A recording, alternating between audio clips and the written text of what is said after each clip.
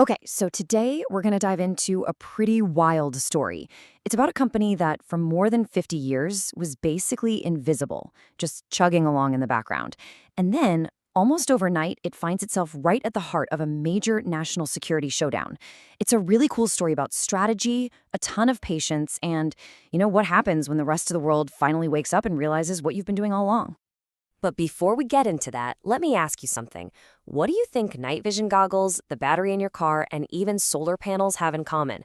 I mean, they seem totally unrelated, right? But believe it or not, they all rely on this one single critical raw material that most people have never even heard of. And that secret ingredient? It's a mineral called antimony. Yeah, probably not a name you hear every day, right? But for the military, for big industry, this stuff is absolutely non-negotiable. It's one of those key ingredients that makes so much of our modern tech work, but it just completely flies under the radar for almost everyone. So, what's the big deal with this stuff? What does it actually do? Well, it's kind of like a Swiss Army knife of minerals. For the military, it hardens ammunition, which means more accurate and powerful bullets. It's also the magic behind night vision, thermal cameras, infrared sensors, all the tech that gives soldiers an edge. And then on the civilian side, it makes car batteries stronger. It's a super powerful flame retardant in everything from plastics to your couch, and it even helps make solar panels work better. Seriously, this stuff is everywhere once you start looking. Okay, so this mineral is clearly super important, right? For defense, for our everyday lives. So that brings up a really big question. Where does the US get it from? And folks, this is where the story takes a really sharp and kind of dangerous turn. So check this out. The reality of the situation is, well, it's pretty shocking.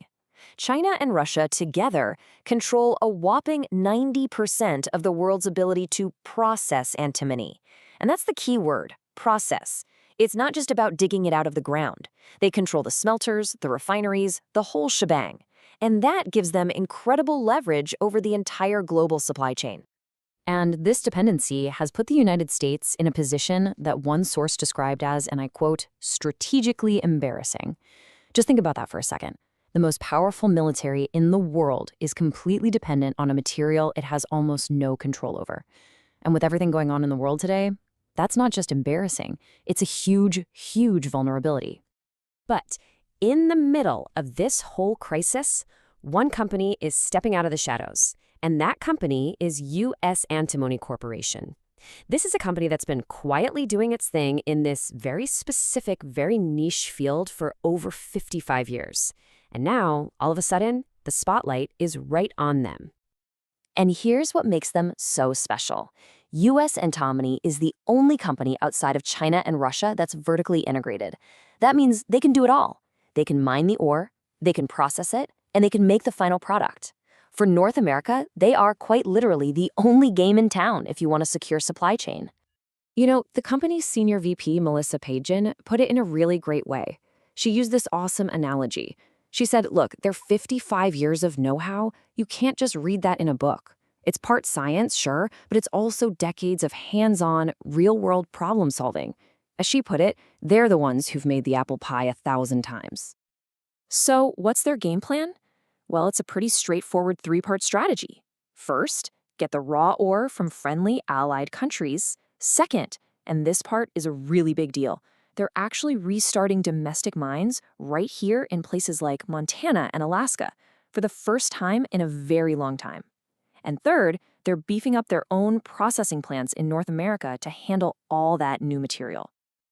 Now, for a long time, this was all just a plan on paper, a long-term vision. But recently, that plan met reality head-on. And let me tell you, the market started paying attention in a massive way. All that promise suddenly turned into hard proof. And boom, the first domino falls. A contract worth up to $245 million from the Defense Logistics Agency. And this is to supply America's strategic stockpile. The emergency stash of critical materials. This was it. The ultimate seal of approval, coming right from the Department of Defense. But they weren't done yet. It wasn't just the government knocking on their door. Right after that, they landed another monster contract. This one's for $107 million over 5 years, but with a major industrial customer. So that proved it right there. The private sector is just as hungry for a secure, reliable supply. Okay, now just to put this into perspective, let's look at the numbers. The company's entire revenue for the previous year was about $15 million.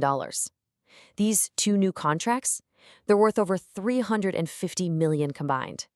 I mean, this isn't just growth. This is a fundamental transformation of the entire company. And of course, Wall Street noticed. The company's valuation, its market cap, started the year at around $200 million. By the third quarter, it blew past $1 billion. You can bet that big-time investors who had never even heard the word antimony before were suddenly paying very, very close attention. But here's the thing. The story doesn't just end with antimony. U.S. antimony is taking all this momentum, all this success, and they're aiming it at a much bigger problem, America's dependency on a whole range of critical minerals.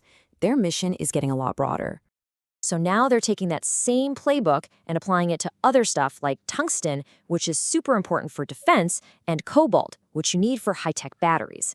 And here's the kicker. It's the exact same story as with antimony. Right now, there are no active tungsten or cobalt mines in the U.S. or Canada, and U.S. antimony is trying to be the first one to change that. So when you look at it, the story of U.S. antimony is really about more than just one company making it big. It's kind of like a snapshot of a much bigger shift that's happening. As we see a domestic supply chain for these absolutely vital materials start to get rebuilt from the ground up, you really have to wonder, are we watching the very first chapter of America's next industrial revival?